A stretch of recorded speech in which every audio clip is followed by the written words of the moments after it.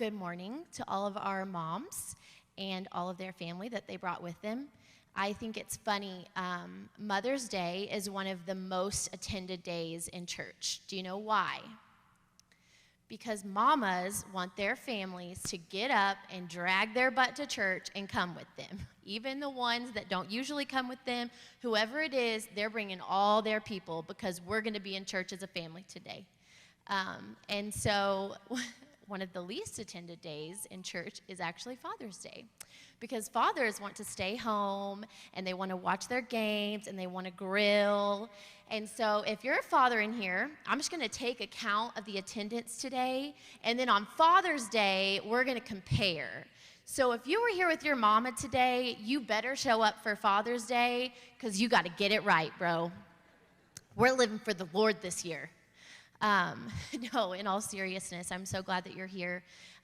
Cameron asked me to speak for today, and this is probably my most uncomfortable place to be.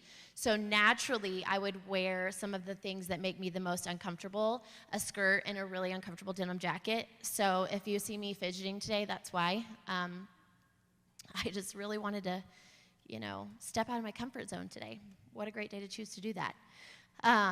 Mother's Day actually is typically really hard for me. I walked through a lot of loss to get to Mother's Day, a lot of longing to create my own family. But more than that, I just have hurt from, past family relationships and all that kind of stuff. And I know there are some of you sitting in these chairs this morning that maybe feel the same way. Maybe you're still in the waiting. Maybe you're in the mending. Maybe you are, struggling with a relationship with your own mom, or maybe you're waiting on that prodigal child to return, and these moments are hard. So I just want to take a moment to honor that. Motherhood looks really different. It's not a one-size-fits-all, and so whatever season of motherhood you find yourself in this morning, I just want to say Happy Mother's Day, and that you are treasured by the Lord, and that motherhood is one of the highest callings and the best kingdom work that you could ever do. And so I hope that you are treated to a great day by your family today. I saw a meme on Facebook the other day, and it made me laugh because it's so true. It said, Happy Mother's Day to every mom that is cramming 2 days into one so that she can act like she's resting on Mother's Day. And I said, amen. It's just a real thing. Moms don't stop, we just do it all and take care of it all. And so even when our family does kind of treat us to a day of rest, it's hard for us to operate in that because we usually just don't. So when I was praying for this message today, the Lord actually started downloading this in my heart probably about a year ago now. I was just in a season of burnout and hard, and I had so much on my plate, and I had read a couple books, a long time ago. One of them was called My Best Yes, and then one of them was Leading on Empty. And it just really wrecked me because our yeses matter, and we can't lead on empty. And a lot of times those are things that moms struggle with, right? Because we try to juggle it all and take care of everybody and everything. And so those are just things that, God downloaded into my heart and said, if you really want to quit living like this, we've got to work on these principles. And so then we were at our women's retreat, which was phenomenal, by the way. If you were not there, don't miss it again, because you missed a lot. You missed some greatness. And so definitely make that a priority next year. But we were at our women's retreat, and I said this phrase in one of my messages, and I just watched it click in the minds of all the ladies sitting in front of me. And it was like they had never heard this principle before. And so coming up with my message today, I knew this is what God had laid on my heart to share. And I wanted to share a message that wouldn't make our dads just check out, because you know how sometimes when we come up with a message just for the moms, the guys are like, okay, well, church ain't for me today.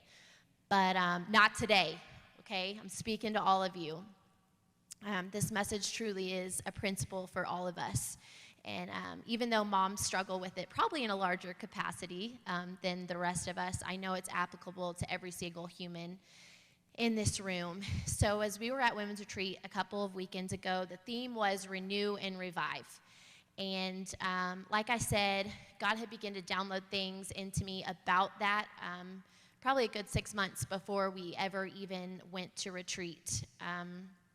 And out of that season of burnout, I feel like God really renewed and revived some things in me. And I was excited to share some of those things at Women's Retreat. And hopefully impart some of that wisdom onto the ladies that might have been walking through the same thing. And so some God-ordained moments happened. I feel like kind of what I said a second ago. I said this phrase, and it just clicked in some of the brains, and I knew that it was something that I needed to share. Prior to me speaking, one of the sweet moms that was there began to just open up about the pull of a mom to be all things to all people, right? That's a really common thing for us moms, and I definitely struggle with that too. I forever want my kids to know I'm the mom that shows up, right?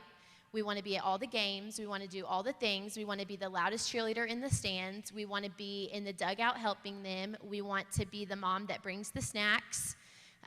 We want to be, the mom that Sawyer, super loves cheer.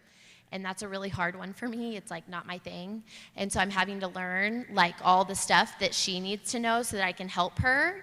And so it's funny because she's practicing, and so I'm like, no, it's like this. So your leg, put your foot, right? It's like this, So I'm learning along with her because we want to be those moms. I want to be involved. What's important to my kids is important to me. And it's the same with my husband. I just forever want him to know I'm his biggest cheerleader. And whatever walk or journey he's on, I am right there with him. I want to fill in any gap that he needs me to and just serve right alongside him. But in all those things, can you kind of see how my plate is starting to get a little full? And your plate may not look like my plate. You may be a dad that is just working so incredibly hard to provide for your family and take care of them. Your job may be a big load to carry. Your journey right now may be serving in a huge capacity. You may be a teacher that has all the things on their plate. Your plate may not look like mine, but I can promise you right now that I would bet a majority of you in here would say my plate is too full. It's completely stuffed. Side note, saying that makes me think of Thanksgiving and stuff, and I'm the human my food cannot touch. I want the little separators, when Granny brings out the styrofoam trays with all the different compartments. I feel the Lord's presence because my food doesn't have to touch the gravy, doesn't have to get on everything, that's me. But when my plate is full of a million yeses, I want to look at my best yes, my very best yes. And so that's what I'm going to talk about today, our best yes. And I'm going to kind of get into that and break it down, but first and foremost, our very best yes is a yes that honors God, a yes that sets and keeps our priorities in line, and our best yes means not being extremely overwhelmed or too burnt out or leading on empty. Our best yes means focusing on soul priorities, not soul, S-O-L-E, but soul priorities. Our best yes is choosing not to live at the mercy of others and prioritizing the very one whose mercy has saved our soul. I feel like sometimes we get so caught up in wanting to please others, or not necessarily even please others, but we just have such a heart for others that our heart is just to say yes. You see somebody that needs help or is going through something, and you're the first one to jump on board, which is not a bad thing. And in certain seasons, that may be exactly where you need to be. But most times, when we get overwhelmed and when we have too much on our plate, it's because we're choosing to live at the mercy of others and not prioritizing the one whose mercy saved our soul. So I want to talk about our best yes today because I think that this is such a vital kingdom concept.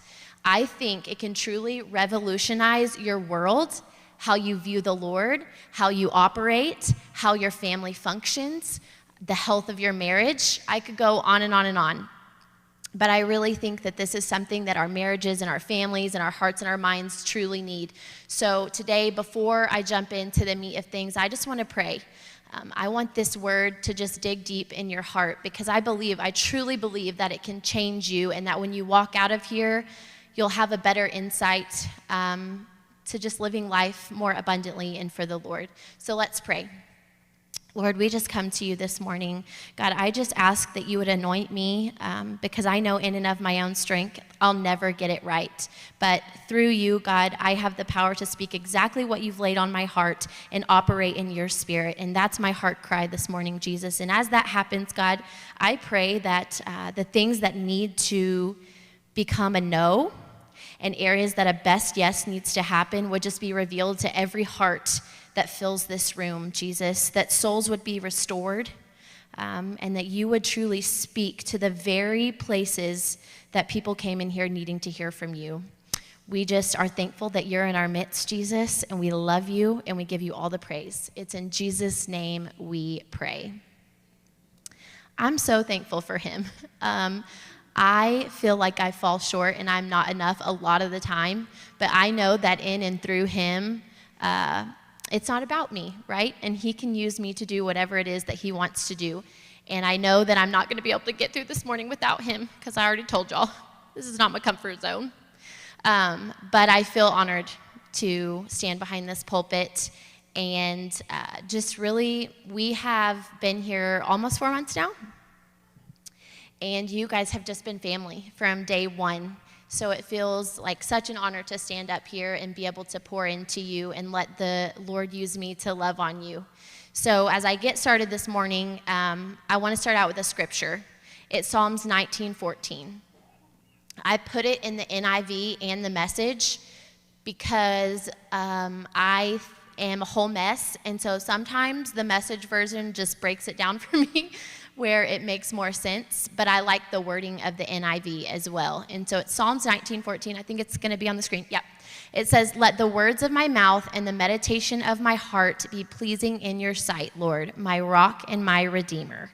That's the NIV version. And then the Message version says it like this: "These are the words in my mouth. These are what I chew on and pray. Accept them when I place them on the morning altar." I loved this scripture because we're talking about a best yes, and I feel like if we can get these things right, the words of our mouth and the meditation of our hearts, our best yes is right around the corner from that. Those two things are truly the foundation of our best yes. How many of you have ever been in a situation where you dread saying yes, but you feel absolutely powerless to say no? Anybody? Just me? Oh, okay, some of y'all are telling the truth today.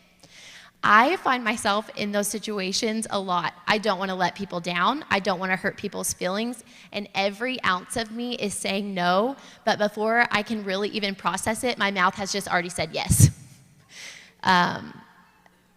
It's like they requested me or asked for my help in a time where I'm really overwhelmed, or I have so much on my to-do list, and my brain says no, and my schedule says no, and my reality says no, and even my husband probably said no, but my mouth just vomits and says, yes, I'll do it. And so we have to quit confusing the command to love with the disease to please. Sometimes we get so caught up in this disease of putting everybody else's needs before ours and wanting to please everybody else, but that's not how the Lord intended for us to live. The command to love is there. We're supposed to love our neighbors as ourselves, and that's real, and that's important. But when we confuse the command to love with the disease to please, we're not operating in our best yes. You will never please everybody, never. So why do we choose to endlessly run around and around in a hamster wheel when it's just depleting us? We can't keep spinning in circles for everybody else at the expense of our own selves and our families. It's not fair. And God says that he came so that we may have life and life more abundantly. Not just so that we could coast through or be weighed down with too many priorities. He says that he came to give us life and life more abundantly.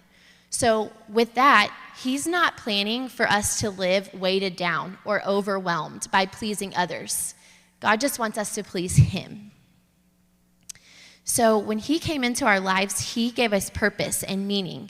He placed a specific calling on us that would change the world for his glory. And our best yes is what gets us there.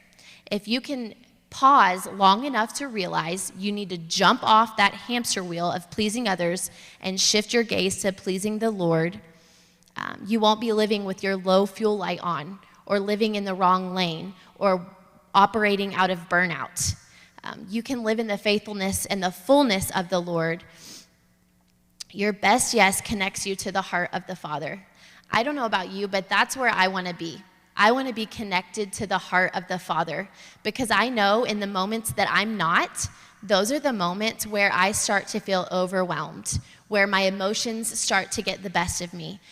When I'm not connected to the heart of the Father, that's when the lies of the enemy start creeping in. That's when you feel like you're not enough, you can't do enough, you don't have enough, you won't be enough. And so that's my goal. I want to be connected to the heart of the Father. And so when we choose to use our best yes, that's what can connect us to him. We're not living in distractions. We're not living being overwhelmed. We're not living with a full plate, but we are choosing to live to be connected to the heart of the Father.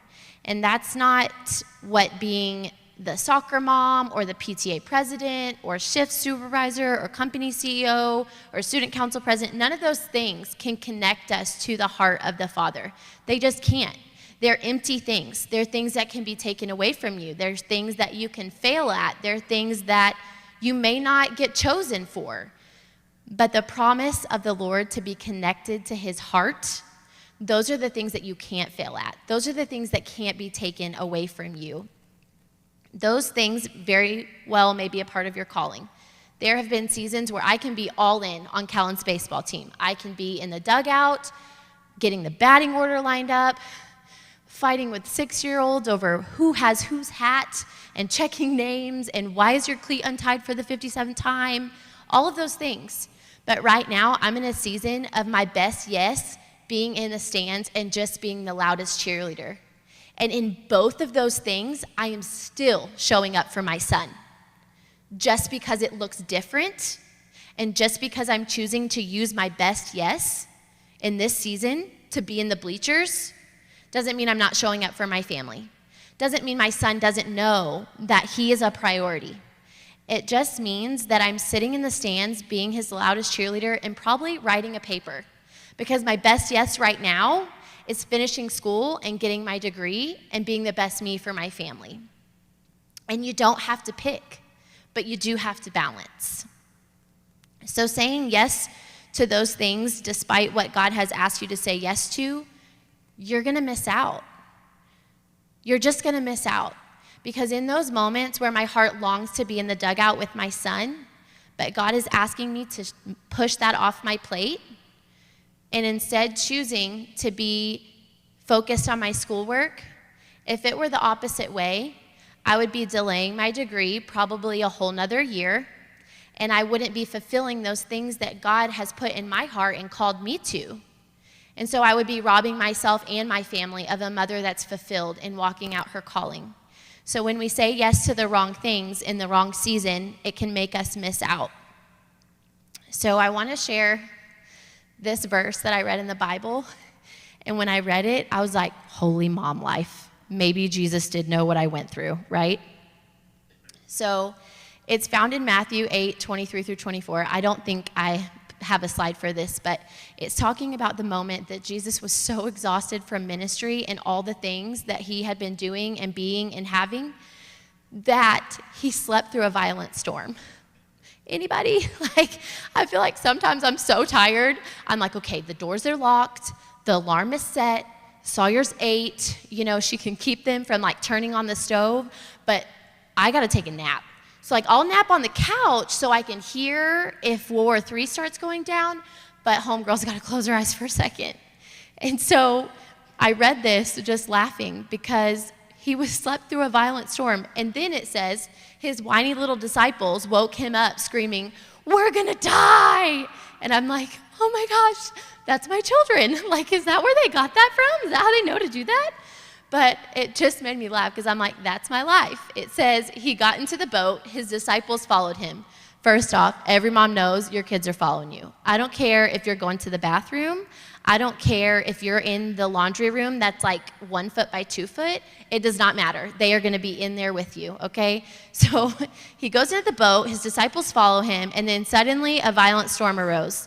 How many of y'all know a violent storm can arise in your house in like 30 seconds? I was watching the iPad and she unplugged the charger from the wall. And all of a sudden, like, they're throwing fists, and I'm like, who are we? We do not live like this. But they just get so savage. So suddenly a violent storm arose on the sea, and the boat was being swamped by the waves, but Jesus kept sleeping. So after a long day of ministry, Jesus was tired enough to sleep through a violent storm on the sea. And I just feel like I have been that tired on numerous occasions.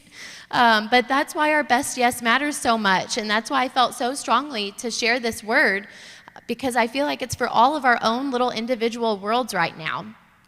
We have to operate in our best yes, because we can't be sleeping through those violent storms, y'all.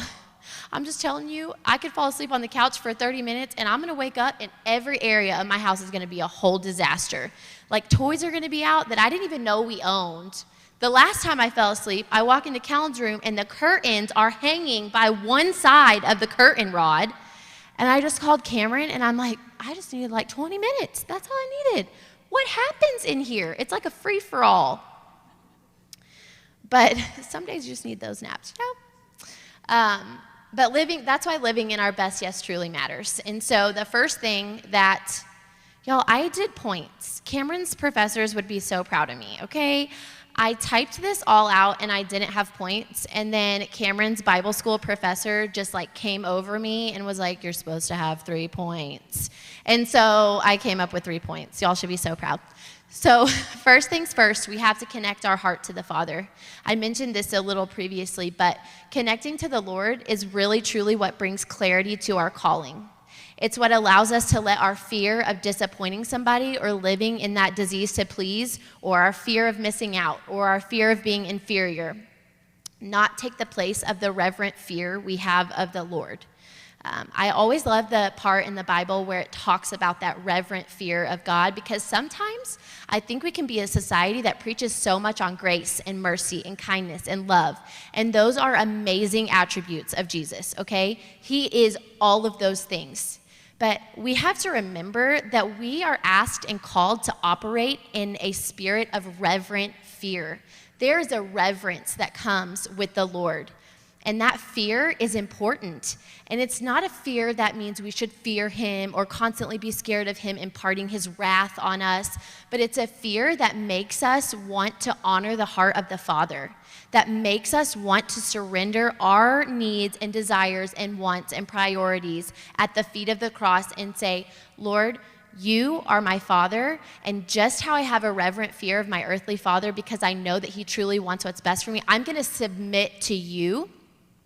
And so instead of walking in our fear of inferiority or missing out or disappointing somebody, we are called to live in the reverent fear that we have of the Lord. And that's part of our best yes in our life. It's not only knowing the part and the calling that Jesus has placed on you, but it's playing it. When we just know the calling that God has on our life, but we're not playing it out, living it out, we're missing it. Because God hasn't just called you to know what he called you to. You're not supposed to just sit with it, right? He's called you to that so that your calling can pull heaven down in your little corner of the earth. And our callings aren't necessarily all big things. They're not. In this season, right now where I'm at, I'm a pastor's wife, yes, and that's my calling. But right now, God has just called me to be a mom, to be the keeper of my household. And so that's where my priorities are. But if I wasn't acting on that and living them out in the daily, I'd be robbing my family. And that's the same for you.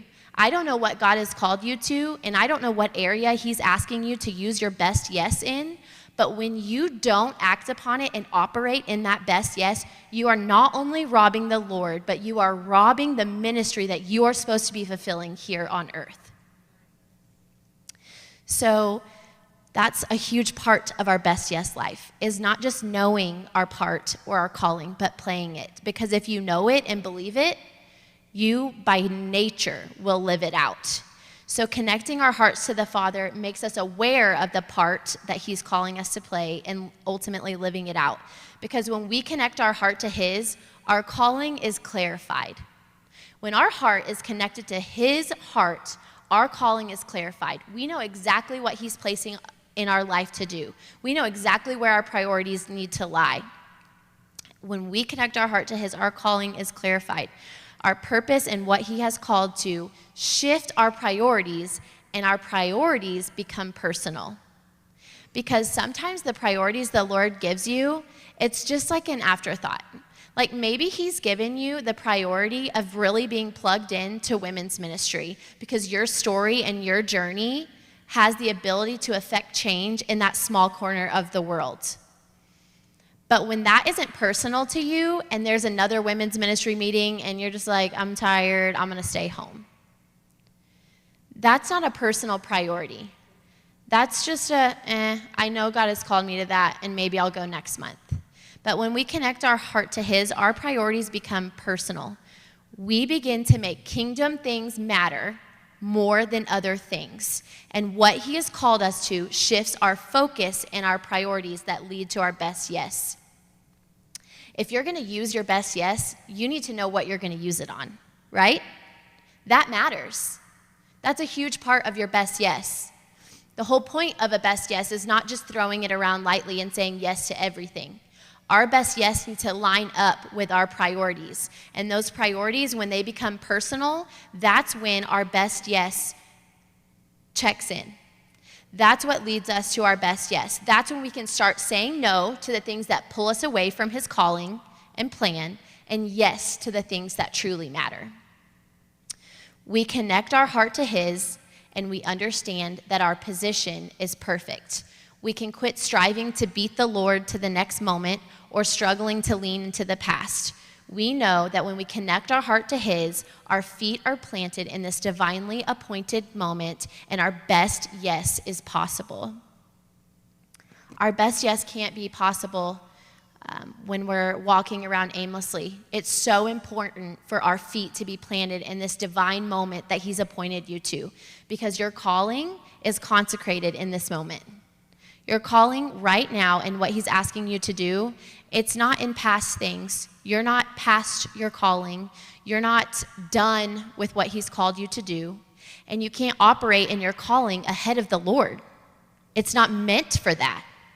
Your calling is for right now, for your calling and your feet to be planted in this divinely appointed moment, connected to the heart of the Father and operating in your best yes.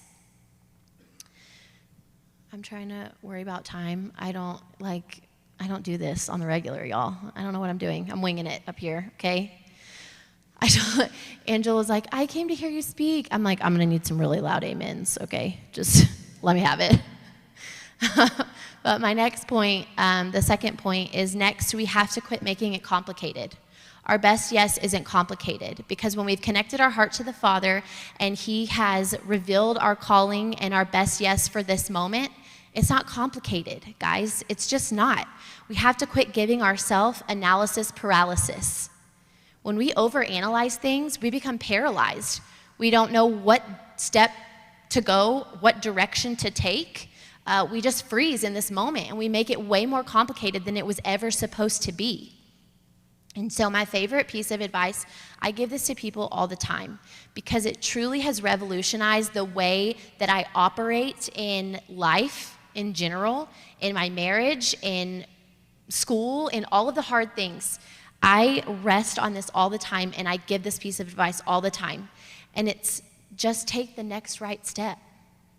That's it. It's not that complicated. It's not that hard. You don't have to worry about the 50 steps to come or what the end game looks like. Just take the next right step. Look at what is directly in front of you and take the next right step. That's it. We get so overwhelmed and so consumed and so focused on how to get to the end that we forget the best thing that we can do is focus on what's immediately in front of us. As a mom, my heart and my prayer every day for my children is, Lord, let them have a heart that is surrendered to you for all of their days.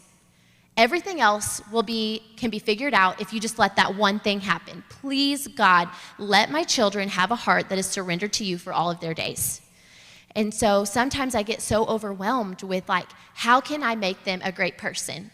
What can I do as a mom to get them to be an adult that is serving the Lord? And there are days where I let the weight of that really overwhelm me, because I know what a kingdom work I am doing in raising the next generation of believers. And some days I let that weight get so heavy that it can suffocate me, but I'm looking at the end goal. And sometimes that's necessary. In some seasons, that's beneficial. But most times when we are living in a season of being overwhelmed, it's because we just need to look at the moment that we're in and take the very next right step. And I can't get to the end goal, but I can take the next right step. I can focus on what's immediately in front of me, because if we can get that right, and then right again, and then right again, we're gonna look up and realize that we've surpassed the ending that we even had in sight 12 steps ago, and the worrying and striving got left in the dust with it. There was no point in wasting our time worrying and fretting about those things, because the Lord proved faithful in it, just like he said he would, and it's already behind you. So to live and operate in our best yes, we have to quit overanalyzing, because the bottom line, does it line up with the Lord's word? Will it take away from where he has called me or where he has me focused right now? And does it line up with his word? The next thing, well, not my next point, so don't get ahead of me, PowerPoint. God's back there. But the next thing about overanalyzing, I love this. I read a book that had this in it, and it kind of changed the way that I viewed stuff too. In quitting to be an overanalyzer, we can't do it and be it all. So the book put our life in perspective of a balance beam, right? And the balance beam has to be even, okay? You can't have too much on it, or things are gonna start falling off or get missed or get dropped. And so she used this phrase that I use a lot, and it's talking about things that come up in your life and how to keep them balanced. And she used the terms on the beam and off the beam. And my husband's probably rolling his eyes, because there are times he's like, hey, can you? And I'm like, off the beam, it's not on the beam. But there are seasons in life where things can come on the beam. I have room for them on the beam. But then there are other seasons where I am kicking stuff off by the day. Like, I ain't got room for this right now, it's gotta go off the beam. And so we have to just take moments in our life to quit overanalyzing and just say, I have room for this on the beam right now. It can come on the beam. Or if we're in a season of a lot and God has shifted our focus to one specific spot and our best yes is over here, guys, just kick it all off. Just push it off. Somebody else will pick it up. Moms, do you hear me? Somebody else will pick it up. It will not die if you do not take care of it. Somebody will see the hole or the gap or the pile of laundry, and somebody will pick it up. And you know what? If they don't, then let your family wear dirty clothes, and I bet you they'll learn. But in quitting to be an overanalyzer, we have to just evaluate our beam, because our best yes has a purpose. So when we put too much on the beam, we're not operating in our best yes. So there are seasons where you are going to have to maybe kick one thing off the beam. And then there are seasons where you have to say, God has called my focus to one thing, just one thing. So all these 57 other things have to go off the beam. Also, husbands, do not come for me when your wife stops operating in off the beam, okay? I feel like I just got a lot of y'all. You're like, oh my God, she can never speak again. Sorry, go ahead and apologize. But off the beam, they have to come off the beam. The decisions you make determine the schedule that you keep. The schedule that you keep determines the life that you live. And how you live your life determines how you spend your soul. That's really heavy, guys. That is taking these little everyday things that we feel like are not a big deal, these choices, these yeses, and it is taking a massive leap to help us understand that those little things are determining how you're spending your soul. That's an expensive cost, and we can't afford to get it wrong. Our priorities matter. The small decisions that you make and the schedule that you keep determines the life that you're going to live, the life that your family will live. And the life you live determines how you spend your soul. We cannot get that wrong. Our marriages depend on it. Our children depend on it. Our church depends on it. And so that's why our best yes matters so much. Because if you're operating in too much, you're robbing how you spend your soul. You're not spending your soul wisely. Philippians 1:9-10 says, "And this is my prayer, that your love may abound more and more in knowledge and depth of insight, so that you may be able to discern what is best and may be pure and blameless for the day of Christ." So, my first point, we're going to get close to him. It's reiterated in that verse. And then you're going to gain knowledge and depth of insight to discern what is best. Guys, this is a kingdom principle. This is a Jesus concept. He practiced this himself. So if Jesus needed to focus on his best yes, I can promise you that it's imperative for your soul too. So discernment is kind of a fancy word, right? But it really isn't that fancy of a principle. You know discernment, especially as a mom. You know, as a mom, when you're like, I just know that I know that I know. I just know.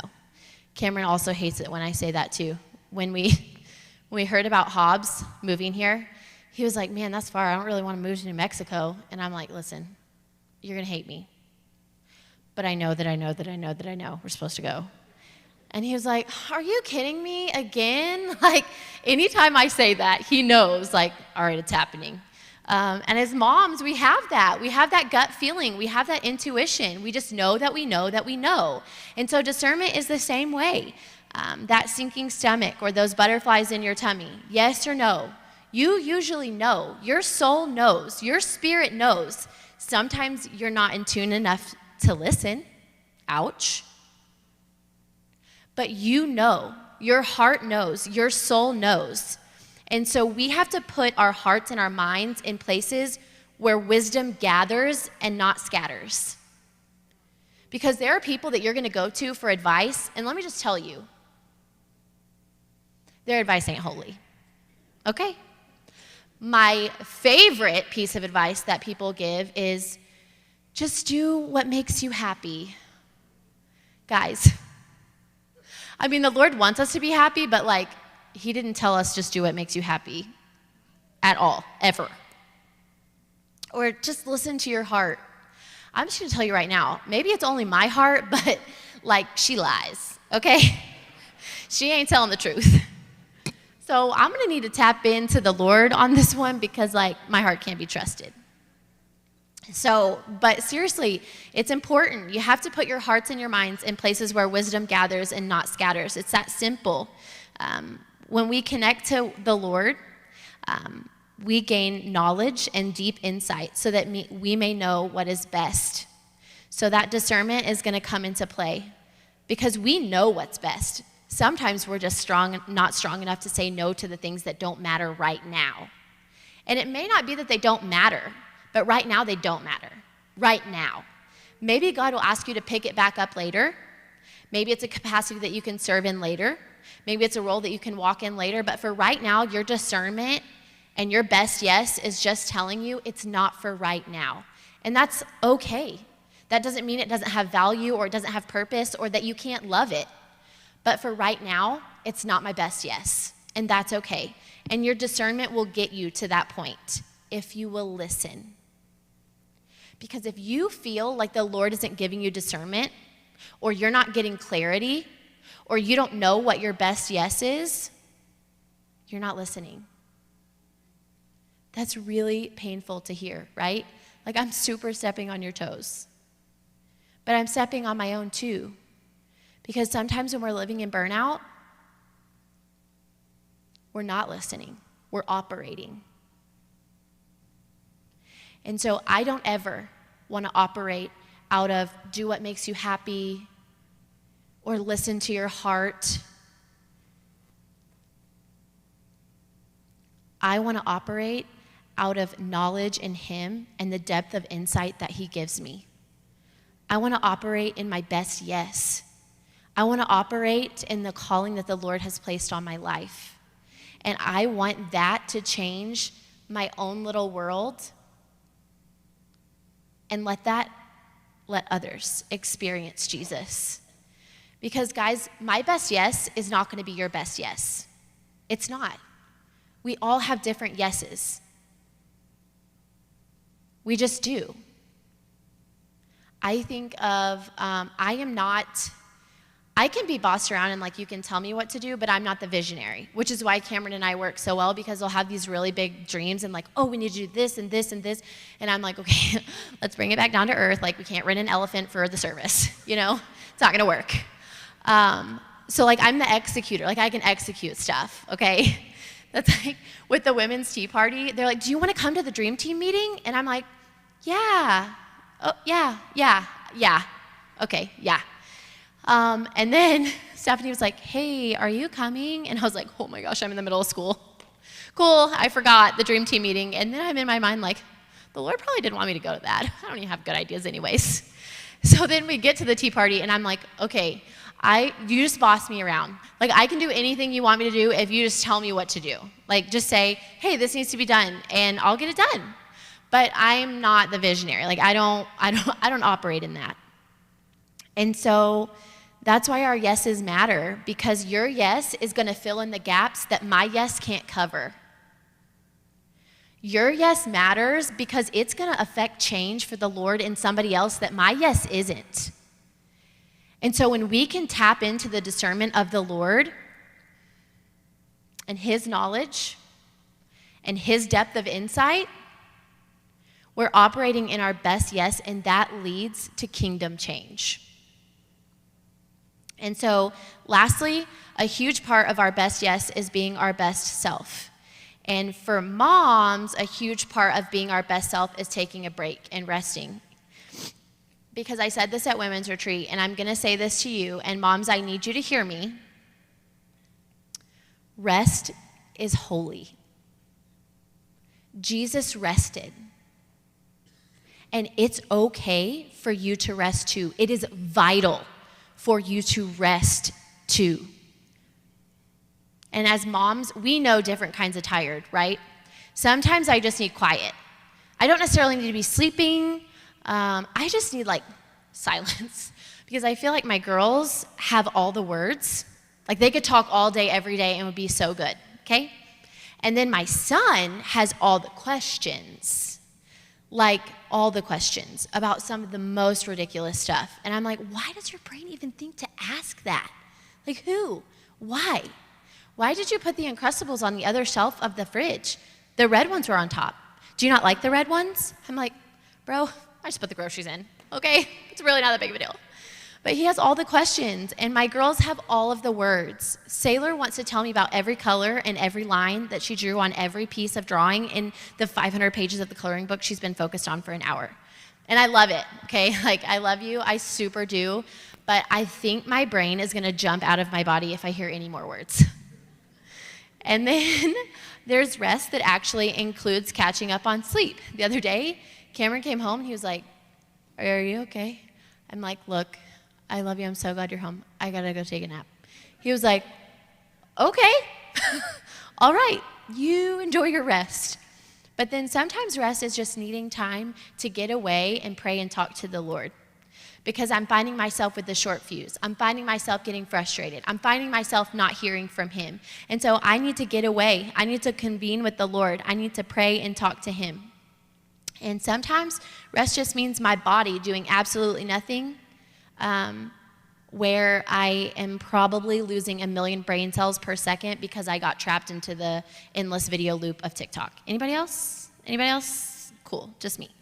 Okay. I'm just gonna give myself a 5-minute break from this paper, and I have a TikTok notification. So I'll get on and I'm like, oh, that's a cute video. And then 45 minutes later, I'm like, oh, I think I've watched 52 videos. Oh my gosh, I'm supposed to be working on stuff. But Jesus practiced rest. If he couldn't operate without it, our flesh can't operate it without it either. And our best yes has to be surrendered to a mind frame of rest, because if we don't rest, we're not operating in our best rest. And so just a couple different types of rest for us to engage in. Productive rest. In Matthew 6:46, it says, after leaving them, he went up to the mountainside to pray. So doing nothing doesn't mean that you aren't being productive. Doesn't mean that you're not operating in your best yes. Because my body may not be mopping floors or riding your Peloton if you work out, because I don't, or rocking a human to sleep or scrubbing dishes, but my soul is engaged with the very one who made it, and he's replenishing me so that my best yes is possible. And then routine rest. Luke 5:16 says, but Jesus often withdrew to the lonely places and prayed. This wasn't just a once-in-a-while rest, y'all. He refused to operate at the end of his rope or depleted or empty. He knew his best ministry came when he made a consistent routine to withdraw from the crowds and engage with his Father. It released him from the burden of burnout and enabled him to focus on his best yes tasks ahead. I'm not far from closing. Oh yeah. Look at them, helping a sister out. I told y'all I'm not good at this. I don't do this often. But the last type of rest is rest to reflect and consult. And Luke 6:12 says, one of those days, Jesus went out to the mountainside to pray and spent the night praying to God.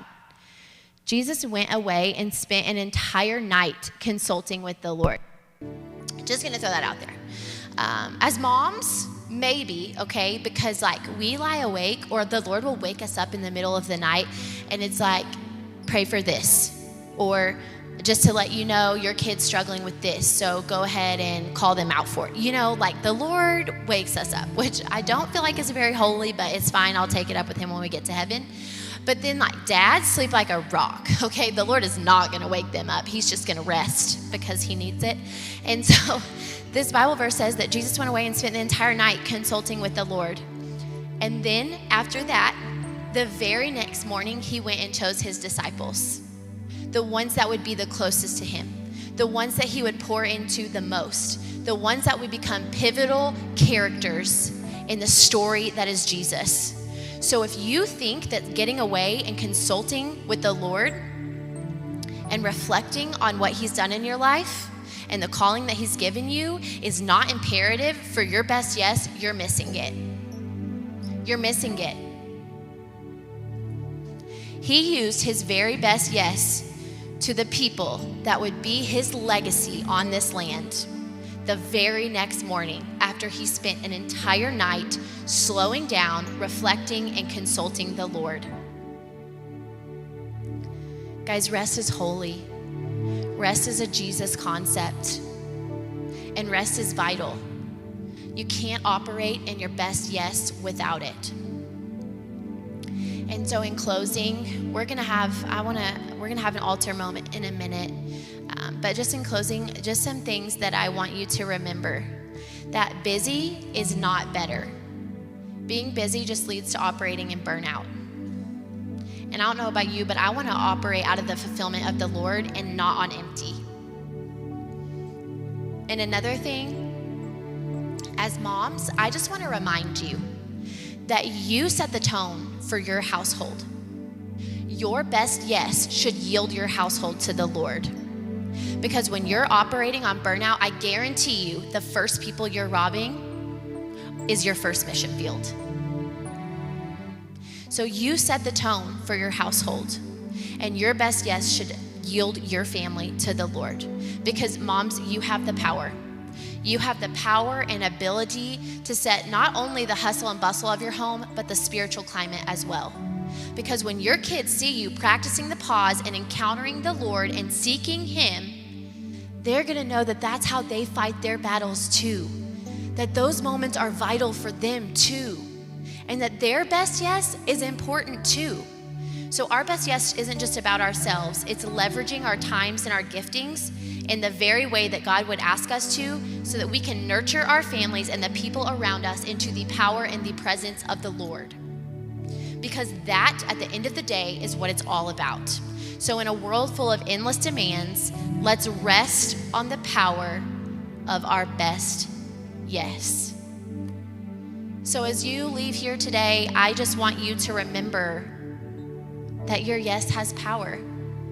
And I want your heart to evaluate the things that need to go off the beam and the kingdom things that you've been pushing aside that need to come on. And my heart for this moment is just, if you're struggling with this, if you're operating in burnout and not in the balance, I just want you to come forward, because I want to pray for you. I want to break that mantle of busyness that rests upon you, and I want your best yes to lead you out of the busy and into the presence of the Lord. So if you guys will just stand up with me, the worship team is going to lead us in a song. And as they do, if my prayer teams will come forward, we just want to give you a moment to let the Lord lead you to your best yes, to reveal to you the moments that truly matter, the people that truly matter, and the things that are getting robbed because of your best yes. Because here's the thing, it's like I just said, if you're spending time with the Lord, He's going to show you those things. But it's when you're wondering where He is, or asking what your best yes is, and feel like, I'm not hearing it, I'm not getting it. Maybe it's because you're not setting aside the time to hear it. Maybe because your ears aren't in tune. So if that's you, I just want you to come down this morning, and we're just going to pray for you. We just want to love on you. We want you to step into your best yes, knowing that we are right beside you, cheering you on, because that's what church family is, right? So let's just sing this and let our hearts draw insight and wisdom from the Lord.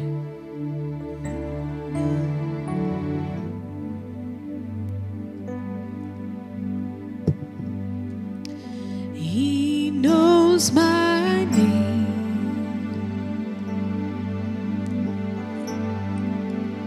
He knows my name.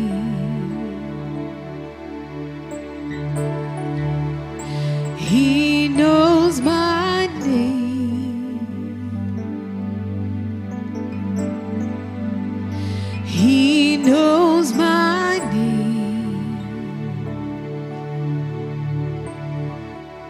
And oh, how He walks with me. And oh, how He talks with me. And oh, how He tells me that I am His own.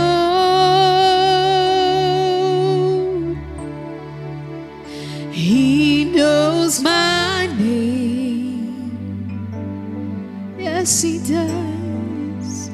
He knows my name.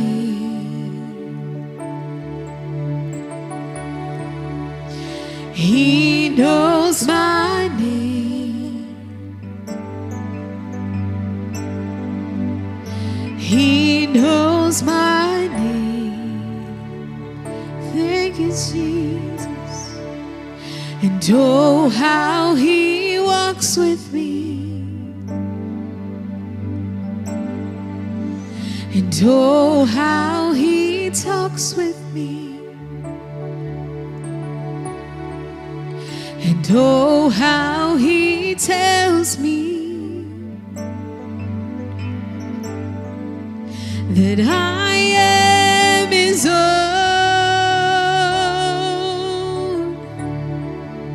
'Cause you know my name. You know my name.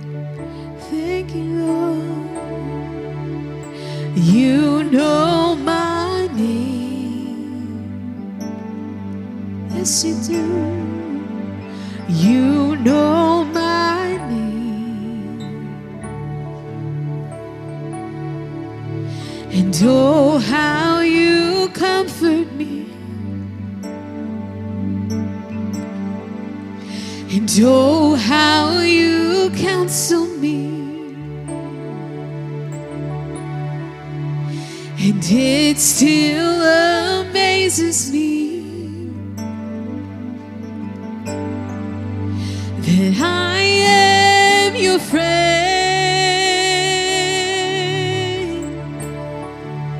'cause you know my name. Yes, he does. You know my name. You know my name and everything about me. You know my name, and oh, how you comfort me, and oh, how you counsel me, and it still amazes me that I am your friend. Yes, it does, 'cause he knows my name. Oh, we're so thankful, 'cause he knows my name and everything about me. He knows my name.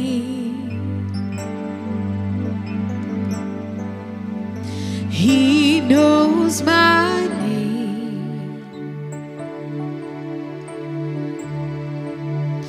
and oh, how he walks with me, and oh, how he talks with me,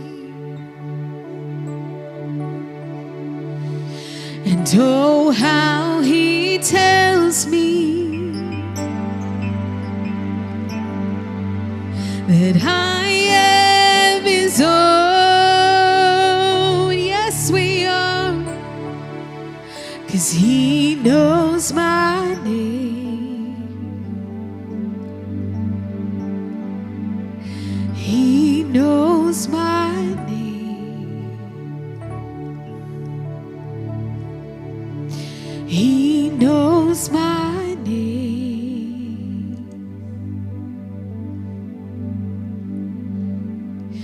He knows my name, and oh, how he walks with me,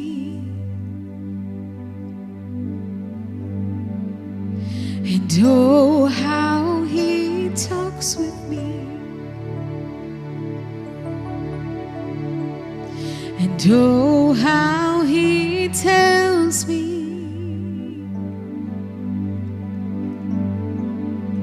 that I am his own,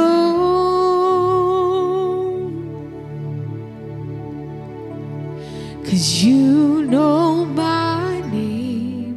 Come on, every voice lifted this morning. You know my name.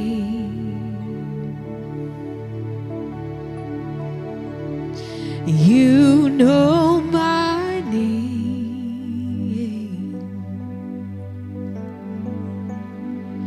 You know my name, and oh, how you comfort me,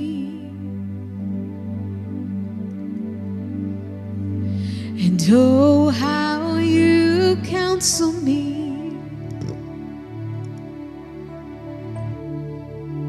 and it's still I'm so thankful amazes for the sweetness of the Lord.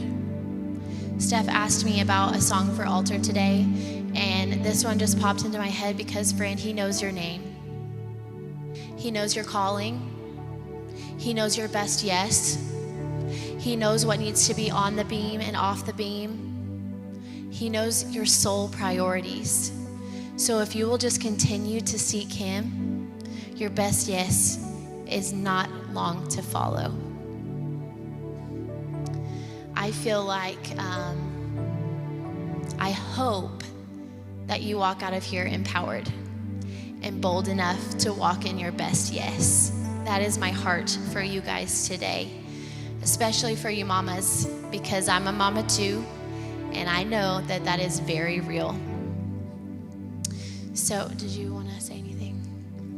Yeah, just to the men in here, I just want y'all to know, she might have said mama a lot, but this word was for us too, men. And wow, what a wonderful job. Wow. I guess I'll be meeting with the board tomorrow so they can promote her and demote me. If anyone needs their car washed, or how we looking? No, so thankful. How many of you heard from the Lord this morning? Come on up, Steph.